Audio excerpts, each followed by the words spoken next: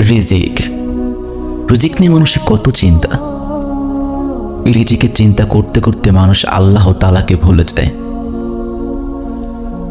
তারা ভুলে যায় রিজিকের মালিক যে আল্লাহ।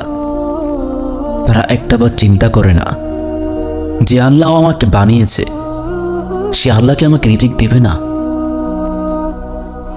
সে ভুলে গেছে তার জন্মের আগেই তার রিজিকের নির্ধারণ করা হয়ে গেছে। আল্লাহ তাআলা কোরআনে বলেছেন, আমি তোমার জন্মের আগে 4টি জিনিস আগে থেকে নির্ধারণ করে রেখেছি, তার মধ্যে একটা হলো রিজিক। এখন হয়তোবা অনেক লোকই বলবে যে আমি বুঝলাম আল্লাহ রিজিক দিয়েছেন, আল্লাহ রিজিকের মালিক, কিন্তু আমার তো চেষ্টা করতে হবে।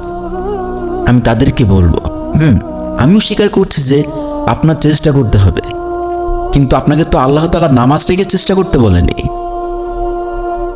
আল্লাহ তাআলা কোরআনে সূরা মুলকে বলেছেন,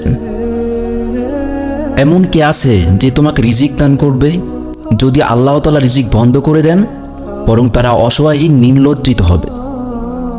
আল্লাহ তাআলা আরো কোরআনে বলেছেন, হে বান্দা, তুমি আমার ইবাদত করে বসে থেকো না, তুমি আমার উপর ভরসা রেখে হালাল রিজিকের সন্ধানে বেরিয়ে পড়ো।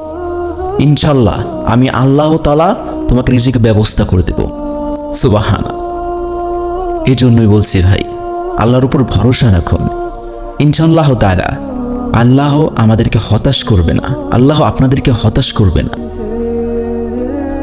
আমাদের আল্লাহর উপর ভরসা রাখতে হবে। আল্লাহ যে কোনো নিয়ামত রিজিকের প্রতি শুকরিয়া আদায় করতে হবে। শুকরিয়া আদায় না করলে আল্লাহ তাআলা রিজিক কমিয়ে দেন।